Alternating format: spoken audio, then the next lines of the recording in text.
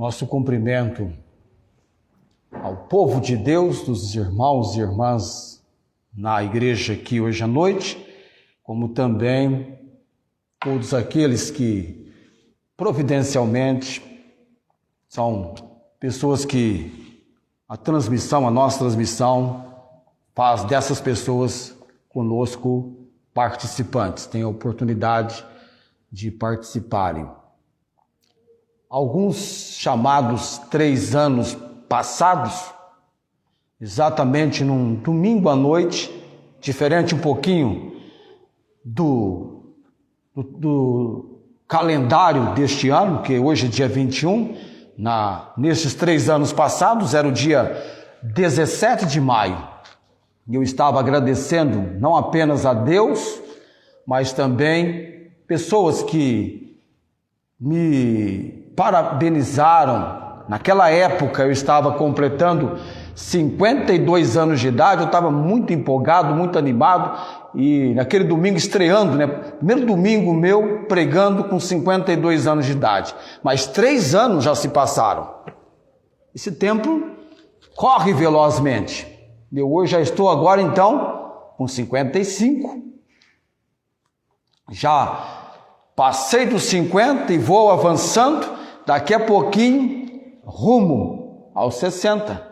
Não tem problema com os números da minha idade, desde que a aparência vai se permanecendo estável, vamos indo, 55, 60, 65. Ainda ontem encontrei alguém que disse assim: ei, você esqueceu de envelhecer? Muito bem, ninguém esquece de envelhecer, vamos envelhecendo, não é? Mas ganhar mais um ano de vida é uma bênção de Deus, e pessoas parabenizando, até hoje, hoje eu recebi uma mensagem de parabéns, pessoas que mandam essas mensagens pela rede social, que é um bom empenho. Eu mesmo no passado trabalhei entregando mensagens de parabéns, e uma delas nunca me esqueço, aproximando da residência do indivíduo, já fiquei receoso. Alguém fazendo aniversário, o que seria muito natural aproximando da casa da pessoa, numa aglomeração de pessoas, o que você pensa? Tem festa aí, estão fazendo uma festa de aniversário, mas o horário não era um horário em que se faz uma festa de aniversário após o almoço, num dia útil de trabalho. Não se faz uma festa de aniversário. O mais natural, o mais comum é que essa festa de aniversário seja feita à noite. Mas não era uma festa de aniversário. Era um velório. E quem é que havia morrido? Próximo ou no dia do aniversário? Aquela pessoa para quem eu estava indo entregar uma cartinha de aniversário. Não, na maior discrição possível, retornei para o escritório e informei. Cartinha que volta e nunca mais vai ser encaminhada para tal endereço nesse nome. Tal pessoa partiu para a eternidade, morreu. Mas estou, graças a Deus, vivendo. Amém? Deus tem nos dado vida. Mais uma vez vamos entregues ao estudo da Palavra de Deus, estudando sobre das 3 virtudes. Quais são as 3 virtudes que nós estamos estudando? A primeira já concluímos há algum tempo, foi a fé. Indo para o amor e posteriormente vamos estudar a esperança. Ainda há pouco o irmão Felipe ainda mencionava sobre o amor, só que eu ressaltei para ele, não é um dom de Deus. O amor é o quê? Não, mas quando nós mencionamos o que Deus é, Deus não é amor? Sim ou não? Deus não é amor? Sim. E o que o amor é? Nesse quadro, aquilo que Deus é. Isso é chamado o que de Deus? Uma outra palavra para característica. Uma outra palavra para qualidade. Atributo, isso.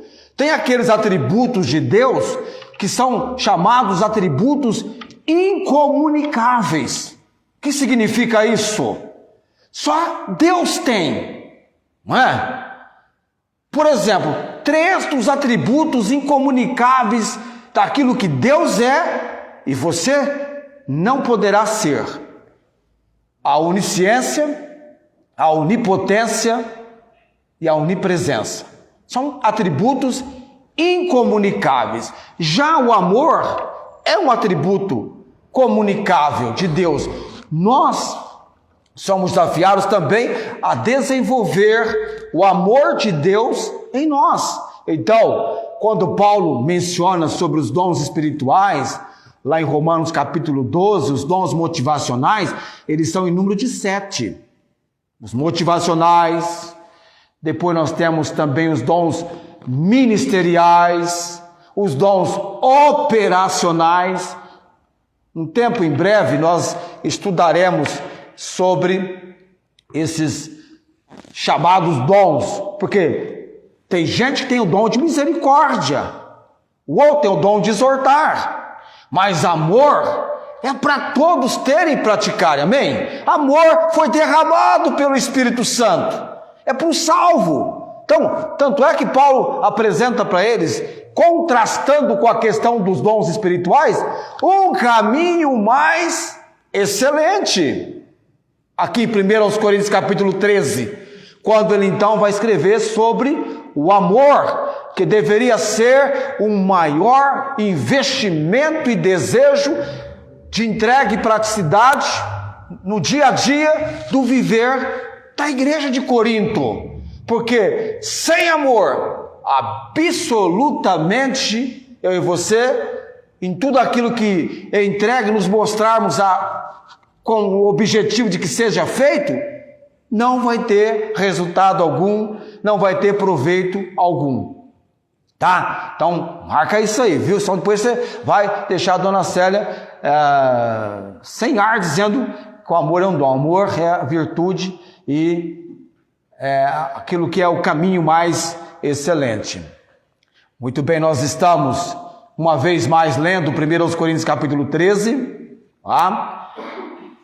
Eu passo a semana inteira meditando na carta, meditando na mensagem, e eu fiquei imaginando quando eles receberam a carta do apóstolo Paulo, quantas lidas, a liderança da igreja, estudando, comentando, trabalhando a compreensão com toda a igreja, em cada detalhe da carta, até porque naquela época, bem diferente de nós hoje, eles não tinham a Bíblia completa como nós temos. Então, era muito importante para eles a carta escrita pelo apóstolo Paulo, a inspiração da palavra de Deus, especificamente no teor e rigor para a igreja de Corinto, tratando dos problemas que eles tinham dificuldades. Quando você está com um problema ou uma dificuldade, como é bom quando tem uma palavra que vem de encontro e abre a sua visão, o seu entendimento e te dá uma maneira e condição de você agir e reagir diante de tal situação, trazendo uma resposta. Maior proporção a resposta de Deus para você, que dá aquela paz, aquele refrigério. Deus falou comigo, amém? Não é assim? Deus falou comigo. Deus me tocou. Que bênção! Paulo, olha a carta que Deus o levou a escrever. Que bênção! Tratando conosco para que aquela igreja pudesse ter o desenvolvimento que ela necessitava. Vamos lá então, 1 Coríntios capítulo 13. Mais um item para o nosso estudo hoje à noite. Falando sobre o amor, eu sempre ressalto as divisões do capítulo 13. Talvez você nunca mais vai esquecer dessa divisão que eu ressalto, destaco para você. Os primeiros 3 versículos, Paulo escreve sobre a importância ou necessidade do amor. Por que é tão necessário? Por que é tão importante esse amor aqui de 1 Coríntios capítulo 13, que aliás é o amor divino, o amor ágape?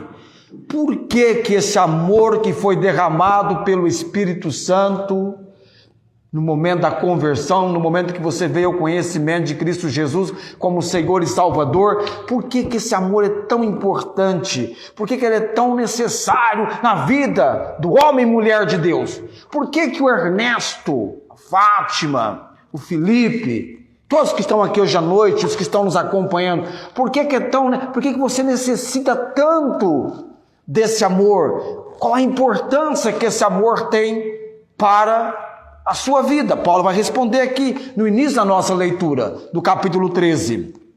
Ele faz demonstrações, ele apresenta ilustrações, que é melhor do que as ilustrações apresentadas por ele. Vamos à leitura. Você pode ficar em pé? Você pode se colocar em pé? É só para você fazer uma flexão e não ficar todo o tempo sentado. Para mim é mais fácil, que já estou em pé, né? Dura quando você senta. Quando você está sentado, se levantar não é muito fácil, não é? Tem um movimento que faz com que você exerça uma força contra o peso, não é? Vamos lá então para a leitura.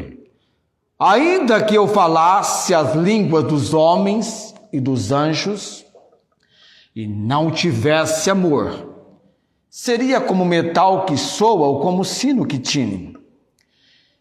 E ainda que tivesse o dom de profecia e conhecesse todos os mistérios e toda a ciência, e ainda que tivesse toda a fé, de maneira tal que transportasse os montes, e não tivesse amor, nada seria. E ainda que distribuísse toda a minha fortuna para sustento dos pobres, e ainda que entregasse o meu corpo para ser queimado, e não tivesse amor, nada disso me aproveitaria. Já nos convenceu da necessidade, da importância. Ele usa 3 ilustrações absolutamente destacáveis. 3 ilustrações. E vem agora, no versículo 4, do capítulo 13, ele vai descrever o que o amor é e o que o amor não é, ou seja, a natureza do amor. O amor é sofredor, é benigno, o amor não é invejoso, o amor não trata com leviandade, não se ensoberbece, não se porta com indecência, não busca os seus interesses, não se irrita, não suspeita mal. Versículo 6. Daqui a pouquinho nós vamos tratar sobre o versículo 6. Não folga com a injustiça, mas folga com a verdade. Tudo sofre, tudo crê, tudo espera, tudo suporta. O amor nunca falha. E agora, na sequência da leitura, após a natureza do amor, a permanência do amor. Por quanto tempo irá durar este amor? Ele vai escrever aqui a permanência do amor. Mas havendo profecias, serão aniquiladas as profecias. Havendo línguas, cessarão as línguas. Havendo ciência, desaparecerá. Por quê? Profecias serão aniquiladas, porque línguas cessarão, porque ciência ou conhecimento desaparecerá. Porque em parte conhecemos, em parte profetizamos. Mas quando vier o que é perfeito, então o que é em parte será aniquilado. O que é perfeito, completo, total, palavra de Deus. Quando eu era menino, falava como menino, versículo 11, sentia como menino, discorria como menino, mas logo que cheguei a ser homem, acabei com as coisas de menino. Porque agora vemos por espelho em enigma, mas então veremos face a face. Agora conheço em parte, mas então conhecerei como também sou conhecido. Agora, pois, permanecem a fé, a esperança e o amor, estes três, mas o maior destes é o amor. Amém? Deus abençoe a leitura da sua palavra aos nossos corações. Nós vamos agora orar para que sejamos debaixo da assistência do Senhor Deus, no agir do Santo Espírito.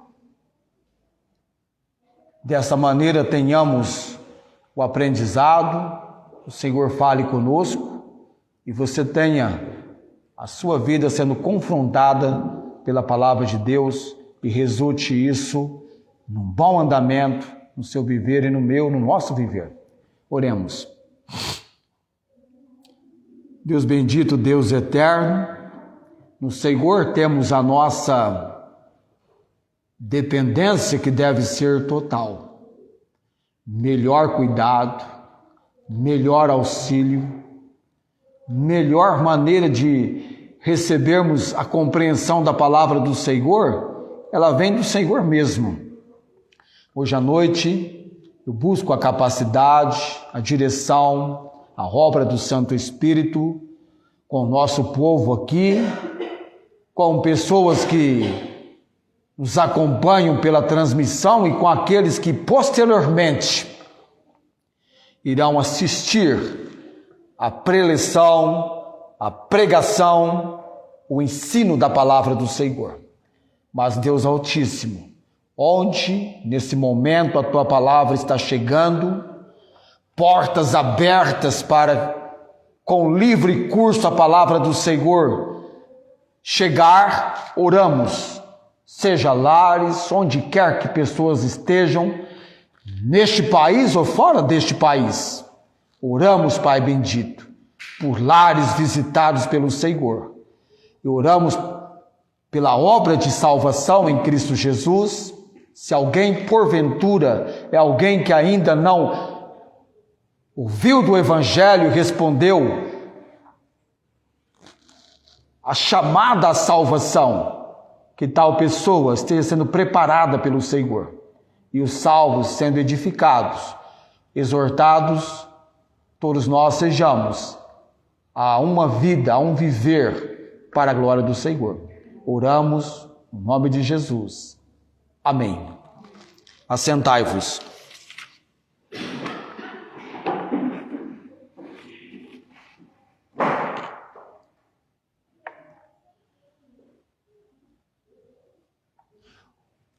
O povo de Deus é um povo chamado por Deus a ser um povo inteligente, um povo recebendo instrução, mandamento, preceito, ordem, que melhor vai estabelecer durante a nossa permanência, que é temporária, que é efêmera no planeta Terra. Há homens e mulheres de Deus agora espalhados por todo o planeta Terra, amém? Aqui e acolá, do Iapó ao Chuí, há alguém que levantar-se-á a mão e se apresentará como verdadeiro seguidor do Senhor Jesus Cristo, que foi alcançado pela graça de Deus com a pregação do Evangelho de Jesus Cristo. O Evangelho é o poder de Deus para a salvação de todo aquele que crê, primeiro do judeu e também do grego, porque nele, no Evangelho, se descobre o que é de Deus.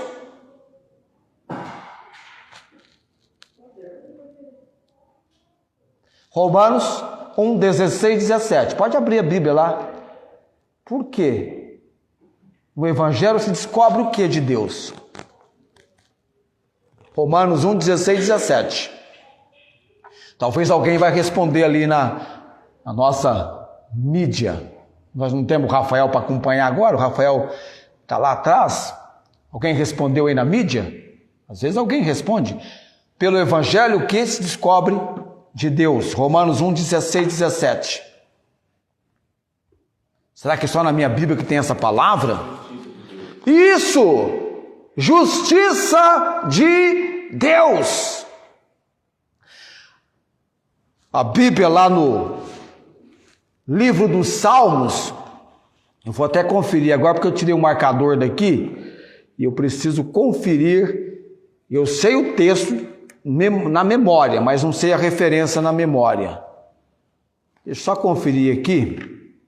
Eu ainda li ainda pouquinho esse texto, do comecinho do livro dos Salmos, bem no início do livro dos Salmos.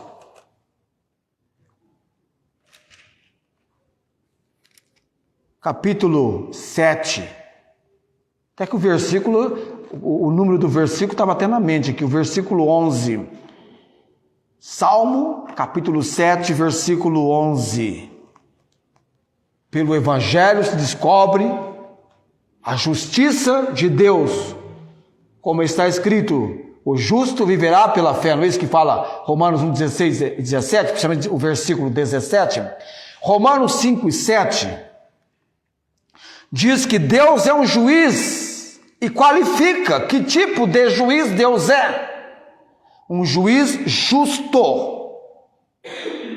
E o versículo vai continuar dizendo, um Deus que se ira todos os dias. Mas como isso aquece o nosso coração? A questão de termos um Deus declarado na sua palavra e comprovado na realidade do viver do ser humano por todos os tempos, que o nosso Deus é justo. Aquece o nosso coração.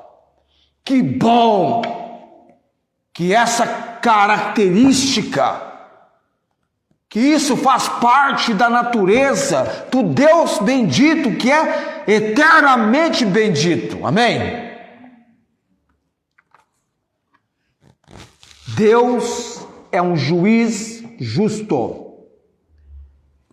E se Deus é justo, justo é algo natural, inerente, é um atributo de Deus, não é? Justo é o Senhor. E o Deus que é justo, o juiz que é justo, ele pratica justiça, para que pelo poder do Evangelho se descubra a justiça de Deus. É belo, magnífico. Nós enchemos os olhos de empolgação, todo o nosso ser, quando lemos, e você leu esses dias atrás, esses dias passados, você está memorizando o Salmo 103, versículo 6, Deus faz justiça e juízo a todos os oprimidos. Mas por que eu estou dizendo tudo isso? Porque nós estamos no versículo 6. Eu dei até um título para a mensagem hoje à noite. Porque se o versículo 6 de 1 Coríntios capítulo 13, que certamente fez parte de um estudo bíblico da liderança da igreja de Corinto, no contexto daquela igreja, quando eles leram aqui, não folga com a injustiça, mas folga com a verdade. Fez muito sentido para aquela igreja, esse versículo, como vai fazer muito sentido também para nós aqui. Eu não mencionei para você que a igreja em Corinto era uma igreja problemática, que eles tinham divisões, contendas, brigas, foram parar até no fórum da cidade. Já imaginou algo assim?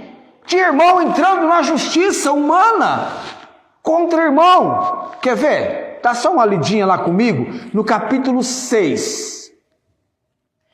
Essa questão de justiça, de injustiça, é algo bem antigo. Capítulo 6 de 1 aos Coríntios. Comecinho do capítulo 6. Olha a ousadia de algumas pessoas. Esse ousa aqui é de ousadia.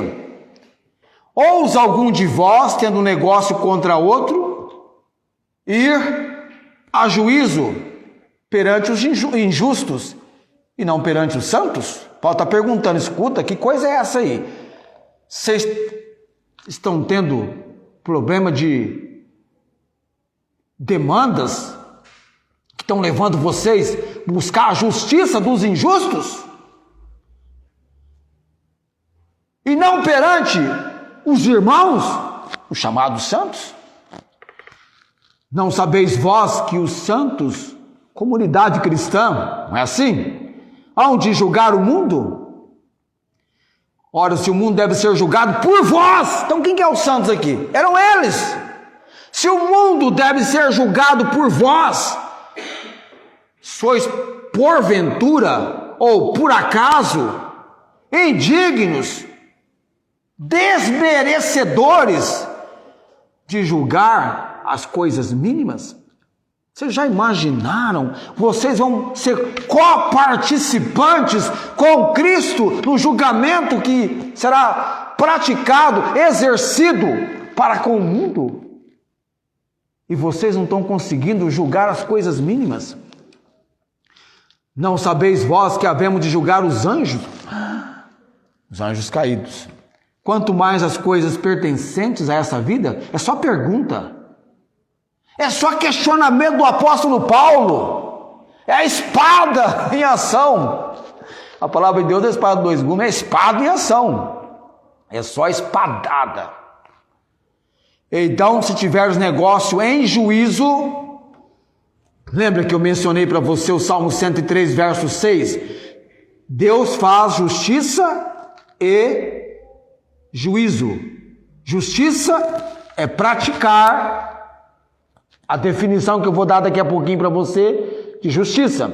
E juízo é julgar uma questão. Então, se tiveres negócio, versículo 4 do capítulo 6 de 1 aos Coríntios. Então, se tiveres negócio em juízo, pertencentes a esta vida, pondes para julgá-los os que são de menos estima na igreja? Para vos envergonhar o digo, não há, pois, entre vós sábios? Nem mesmo um que possa julgar entre seus irmãos? Cadê o pessoal da sabedoria da igreja aí? Aquele pessoal que domina os dons, domina isso, domina aquilo. Cadê esse pessoal? Paulo está sendo um tanto usando de escárnio com eles. Mas o irmão vai a juízo com o irmão, e isso perante infiéis, versículo 6. Na verdade, já é realmente uma falta entre vós, terdes demanda uns contra os outros. Por que não sofreis antes a injustiça? Por que não sofreis antes o dano? Mas vós mesmo fazeis a injustiça, e fazeis o dano, e isto aos irmãos. O que estava faltando para essa comunidade aqui? O que verdadeiramente estava faltando entrar em ação para essa comunidade? O amor. Porque o amor não folga com a injustiça, mas folga com a verdade. Não é isso que está aqui na palavra? Na ação do amor, que é justo, eles praticariam. Eles iriam praticar justiça.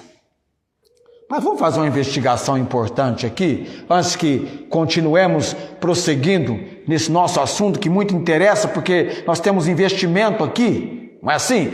Quando você deposita numa empresa para reter ou obter lucros investindo, você acompanha o movimento, não acompanha? Porque interessa para você. Para mim também interessa esse assunto aqui do versículo 6. Não folga com a injustiça, mas folga com a verdade. Então, no contexto de Corinto, era muito real a necessidade desse assunto para eles. Então, liga-se um fato com o outro para estabelecer posições importantes. Não folga, não folga. A palavra folga. O texto usou essa palavra aqui. Essa palavra aparece na Bíblia. Ela tem dois significados. Ela tem um significado que é específico para esse texto aqui, de 1 Coríntios capítulo 13, e ela tem um outro significado que aparece no outro texto que nós vamos mencionar agora. Abra sua Bíblia, por gentileza, no texto de Levítico, capítulo 26, versículo 34. Nós vamos ler esse único versículo com uma definição da palavra folga, do verbo folgar, para que nós estabeleçamos qual palavra vai encaixar aqui no texto e vai dar um sentido melhor para a nossa compreensão. Levítico, capítulo 26, Gênesis, Êxodo, terceiro livro, Levítico, é o livro da lei em cheio, capítulo 26, Deus está apresentando para Moisés um princípio muito importante nesse versículo do capítulo 26, o versículo 34. Está falando sobre algo muito importante que eles já praticavam e deveriam praticar em relação ao uso da terra, cultivando a terra. Você sabe que a palavra sábado significa descanso. Ano sabático, ano do descanso. Não é só você que precisa de descanso, não. Olha aqui quem precisa de descanso. E aqui a palavra folgar tem o significado de descanso. Então a terra folgará nos seus sábados. Não seria plantado nada naquele período chamado período da folga, do descanso. Como a pessoa, né? Hoje eu estou de folga. Folga do quê? Folga do trabalho. Tem mãe que diz assim, hoje eu estou de folga das minhas crianças. Estão na casa da tia, na casa da avó, eu estou de folga. Está descansando. Nada contra, irmãos. Nada contra, não tem problema. Você precisa. A terra também precisa. Então a terra folgará no seu sábado todos os dias da sua assolação, e vós estareis na terra dos vossos inimigos. Então a terra descansará e folgará nos seus sábados. Aqui é porque eles não estavam praticando isso. E quando vem o juízo sobre eles, aí então, na ação de Deus, haveria para a terra o que eles não estavam praticando. A folga, o descanso que Deus lhes havia instruído. Então, primeiro entendimento da palavra folgar, do verbo folgar, é descansar. Mas tem um outro significado que aparece em Provérbios capítulo 8, versículo 30. Vamos lá então, Provérbios 8, 30. Deixa eu virar um pouco de páginas aqui. Depois do livro dos Salmos, nós temos Provérbios, Salmos, Provérbios e por aí vai. Provérbios 8, 30. Estou chegando lá, estou no capítulo 8, fala sobre a sabedoria, fala sobre a personificação, a pessoa que melhor desenvolve em si a sabedoria. Ela é personificada. Vamos lá então, versículo 30. Falando a respeito da sabedoria, essa personificação. Então eu estava com ele, escrevendo a origem da sabedoria proveniente de Deus, e era seu aluno. Aluno não. Estou lendo aluno aqui, gente. Era seu arquiteto. Era cada dia suas delícias, alegrando-me perante ele em todo o tempo. Uma versão mais direta vai dizer... O que diz a sua versão aí? Folgando. A minha já dá a tradução de folgar nesse texto, que é alegrando-me perante ele em todo o tempo. Então, 1 Coríntios capítulo 13 diz que o amor não se alegra com a injustiça, não se diverte com o mal feito, mas se alegra com a verdade. Ele vai se alegrar com a verdade. Diante disto, esse amor que é justo, que não se alegra com a injustiça, mas se alegra com a verdade, estabelece o fato que Deus não se alegra com a injustiça. Deus não se alegra com a injustiça. Jamais se alegrou e jamais se alegrará. Entenda, enquanto eu estou aqui pregando agora, não tenho nem ideia sequer de quantos atos de injustiça estão sendo praticados da consideração possível no Brasil via mundo afora. Praticam injustiças. Pessoas estão praticando injustiça. Estão se alegrando. Estão se divertindo com a prática da injustiça. A Bíblia nos ensina que todo pecado é injustiça. Todo homem e mulher de Deus deve se dedicar à justiça. E se eu e você, se todo homem e mulher de Deus, devemos nos dedicar à justiça, por outro lado, devemos rejeitar toda forma de injustiça em nossas vidas. Precisamos desenvolver de maneira muito real esse conceito de sermos contra a injustiça.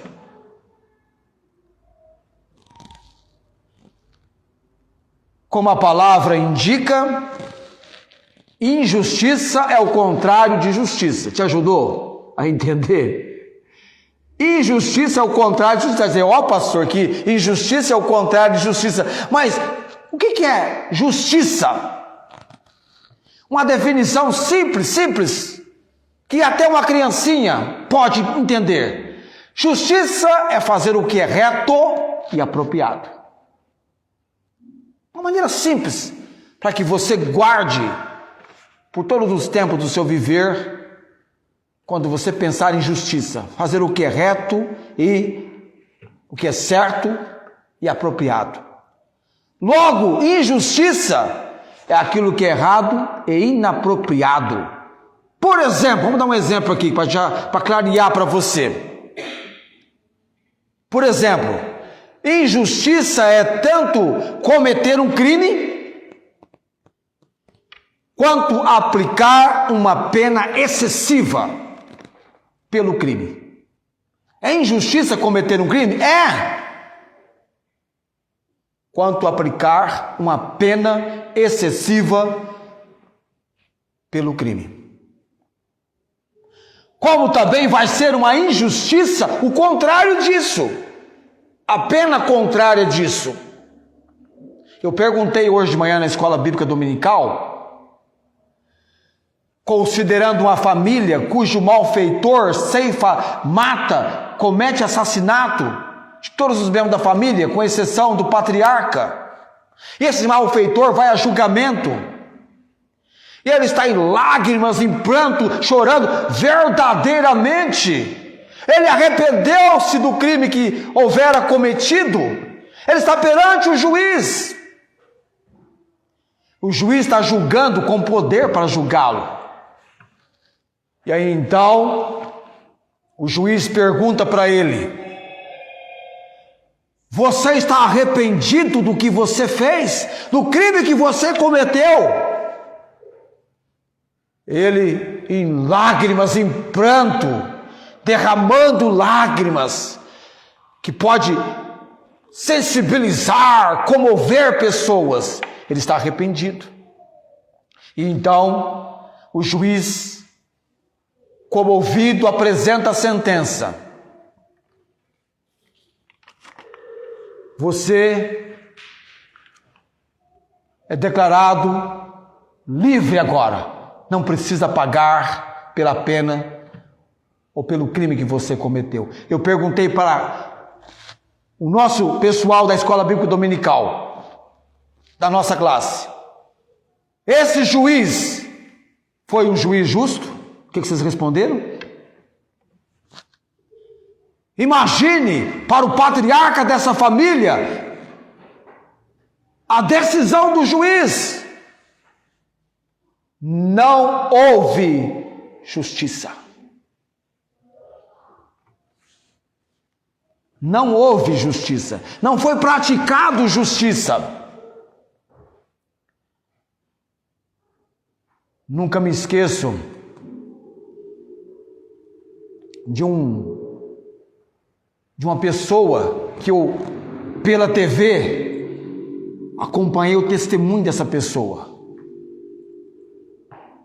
Vivendo na vida do crime, cometendo atos criminosos, tal pessoa veio ao conhecimento de Cristo Jesus como Senhor e Salvador. E era uma decisão tão real e verdadeira, que a primeira atitude desenvolvida por aquela pessoa, agora sendo uma nova criatura em Cristo Jesus, ele havia sido alcançado verdadeiramente pelo poder do Evangelho. Não é assim que diz Romano?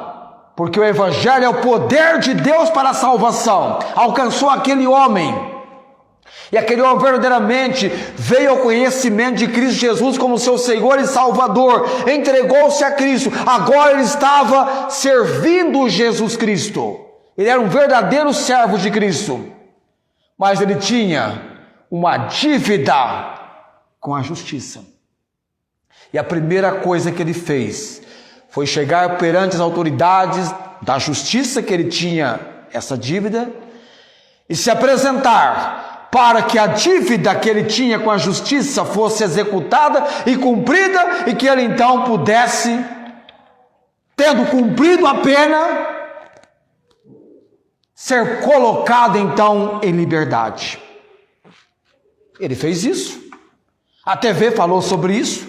Só na apresentação dele perante a justiça já houve certamente uma redução e um tratamento diferenciado talvez para ele. A Bíblia nos ensina em Salmos 145, versículo 17: justo é o Senhor em todos os seus caminhos, benigno em todas as suas obras. Detalhe para nossa consideração aqui: Deus, ele perdoa a iniquidade, ele perdoa o nosso pecado, mas ele não inocenta o culpado. Deus não inocenta o culpado. Ele perdoa o seu pecado, o meu pecado, a nossa iniquidade, mas nós sofremos as consequências pelo nosso pecado. É verdade isso. No quesito perdão, 1 João 1,9 é o versículo do dia a dia do homem e mulher de Deus. Se confessarmos os nossos pecados, Ele, Deus, é fiel e justo, para nos perdoar os pecados e nos purificar de toda a pecado, a injustiça. Todo pecado é injustiça. E essa ação do pecado em nós vai trabalhar injustiça. Pessoas entregues à ação pecaminosa em suas vidas vão praticando de um ato a outro de injustiça, que traz certamente indignação para você. Você já imaginou alguém ocupando o ministério da justiça, praticando o ministério da justiça? Alguém que vai de um ato a outro praticando injustiça? Que consideração, que respeito, que autoridade tem tal pessoa perante a sociedade? Agora, uma pergunta importante que se faz: como Deus pode perdoar o pecador sem aplicar a lei e não ser injusto? Como que ele pode perdoar o pecador? Aqui eu estou colocando para você na questão, por exemplo, do que diz respeito à punição do pecado, é a morte, e morte eterna, é condenação eterna no inferno. Como que Deus pode perdoar um pecador que está condenado à eternidade no inferno? Esse pecador tem uma resposta perante Deus de arrependimento por causa do conhecimento do Evangelho, da mensagem de salvação. Ele não vai aplicar a lei e, ao mesmo tempo, ele não vai ser injusto. Romanos capítulo 3, versículo 9 a 20. Romanos capítulo 3, versículos de 9 a 20. Tem momentos lendo a palavra de Deus, principalmente a carta aos Romanos, você tem uma impressão que o apóstolo Paulo, antes da conversão dele, ele passou pela faculdade de Direito. Ele fez advocacia. Ele estudou muito sobre leis. Dá essa impressão para você e para mim. Romanos capítulo 3. O que Deus o fez entender do mistério da revelação da palavra é incrível, é impressionante. Romanos capítulo 3. Pois que somos nós mais excelentes? De maneira nenhuma. Pois já dantes demonstramos que tanto judeus como gentios, todos estão debaixo do pecado. Presta atenção nisso, irmãos. Ele compara os judeus, que vêm do Velho Testamento, com mandamentos, com leis, com preceitos, e o gentio, sem Deus, sem um conhecimento, sem um relacionamento na sua maioria. E todos eles, tanto judeus quanto gentios, estão debaixo do quê? Da natureza do pecado, pecaminosa. Como está escrito, tanto para os judeus quanto para os gentios: não há um justo, nenhum sequer. Não há ninguém que entenda, não há ninguém que busque a Deus. Ninguém está preocupado aí nesse mundão, saboreando os prazeres carnais, pulando freneticamente. Está preocupado. Puxa, eu preciso buscar a Deus. Aliás, o que menos é curtido nas redes sociais é aquilo que é de Deus. Pregação, então, parece bomba atômica. Ah, sim, uma pregação a cometê-los, vai explodi-los, vai destruí-los. Tem pavor de pregação, e já não é de agora não. Isaías já perguntava: quem deu crédito à nossa pregação? Muita coisa que eu posso é curtida, pregação não.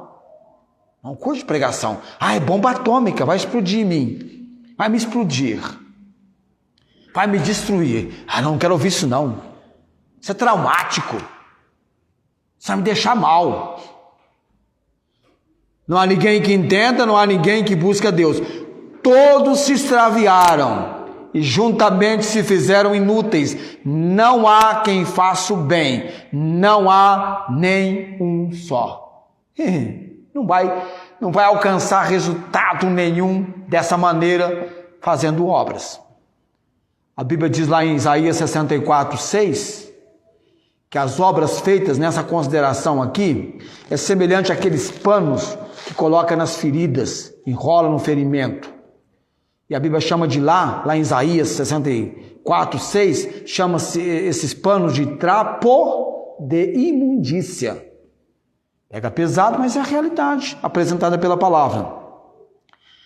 A sua garganta, aqui pegou mais pesado ainda, hein? A sua garganta é um sepulcro aberto. Com as suas línguas tratam enganosamente. peçonha de aspo está debaixo de seus lábios, cuja boca está cheia de maldição e amargura. Os seus pés são ligeiros para derramar sangue, em seus caminhos há destruição e miséria, e não conheceram o caminho da paz. Não há temor de Deus diante de seus olhos. Ora, nós sabemos que tudo o que a lei diz aos que estão debaixo da lei o diz, para que toda boca esteja fechada e todo mundo seja condenável diante de Deus. Por isso, nenhuma carne será justificada diante dele pelas obras da lei. Por que, Paulo? Por que palavra de Deus? Porque pela lei vem o conhecimento do pecado. Como que Deus então pode justificar o pecador dando-lhe, oferecendo-lhe o perdão, sem que a isso aplique a sua lei e não seja injusto? Na semana que vem, falando a respeito do amor é justo e se alega com a verdade, é neste ponto aqui que a nossa conversa há de continuar. Como que Deus pode perdoar um pecador sem aplicar a lei e não ser injusto? Semana que vem, traga alguém com você ao culto, convide alguém, você da outra cidade, chama alguém para ouvir a mensagem com você. Vamos aprender, vamos entender isso, tá, ok? E comece a observar na palavra de Deus a palavra justiça, a palavra injustiça. Comece a entender que todo homem e mulher de Deus deve praticar a justiça e rejeitar, repudiar toda a forma de injustiça que porventura tenhamos em nossas vidas, que vamos rejeitar, repudiar, reprovar toda a forma. Vamos praticar a justiça, ter essa consideração, porque o amor, ele pratica a justiça. Quem ama não quer cometer injustiça. Por gentileza, coloquemo-nos em pé.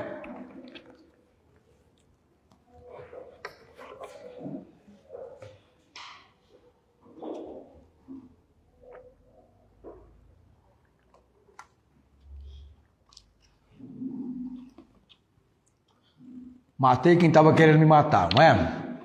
Toma um gole d'água desse, a gente dispersa, manda para longe a sede. Muito bem, nós vamos orar nesse momento. Nós temos a ausência de alguns irmãos, aliás, dá para fazer uma lista, não é? Parecendo aquela lista de mercado. Eu tenho nomes aqui. Semana que vem eu vou mostrar uma lista para você. Só mostrar a quantidade que eu coloquei na lista de pessoas que poderiam estar conosco e não estão. E o tempo se aproxima. Querem ir para o céu, mas não querem seguir pelo caminho. E o caminho é Jesus. Querem as delícias da eternidade, mas não querem romper com as delícias do pecado, de uma vida pecaminosa. Não querem rejeitar aquilo que tanto prazer lhes dão agora. Querem aproveitar dos dois lugares. Ninguém pode servir a dois senhores. Ou há de odiar um e amar o outro, aborrecer um e gostar do outro. Temos decisões a serem tomadas. Precisamos considerar, pela fé, esse firme fundamento das coisas que se esperam e a prova das coisas que se não veem.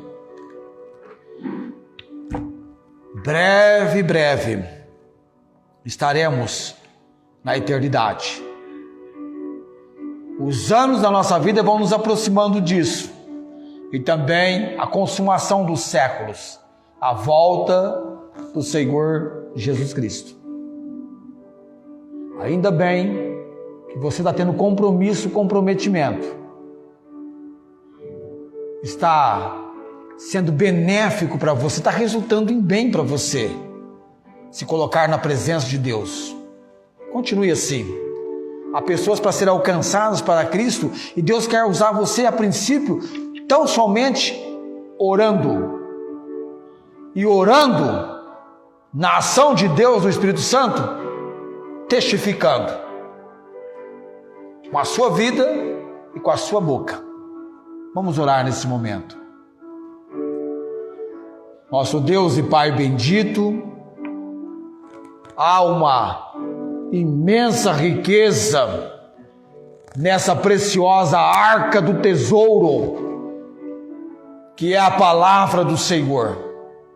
Que sejamos, ó Deus bendito, homens e mulheres, investindo todo o nosso ser, como o salmista nos ensina a bendizer o Senhor com a nossa alma, com todo o nosso ser. Que em cada momento da reunião na casa do Senhor, tenhamos este investimento, esse interesse, essa compreensão, que eu possa, ó Deus, pregar com aquela preparação e disposição que vem do Senhor, empregando o melhor para a glória e honra do Senhor.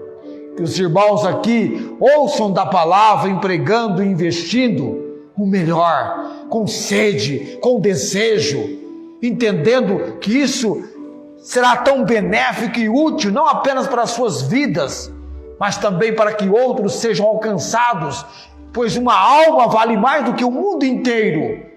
Que possamos orar por pecadores perdidos, desprovidos do ensino, do conhecimento da verdade, verdade esta que no amor nós devemos nos alegrar e podemos nos alegrar, tanto quanto com a justiça, nos alegraremos também com a verdade.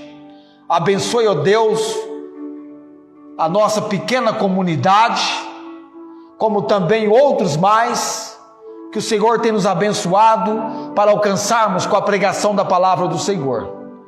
Também te louvamos e bendizemos, porque o Senhor tem providenciado que sempre deste púlpito a palavra seja pregada no poder e na autoridade do Santo Espírito do Senhor.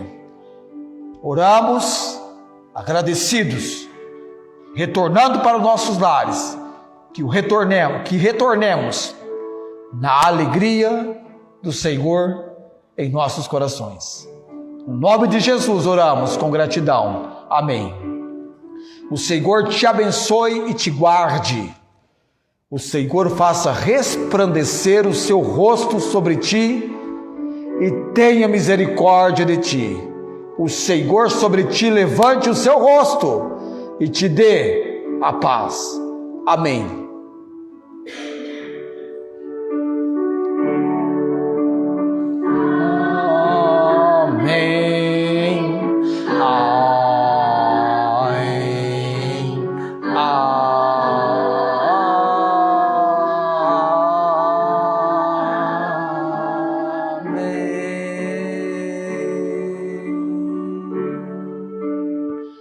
Amém.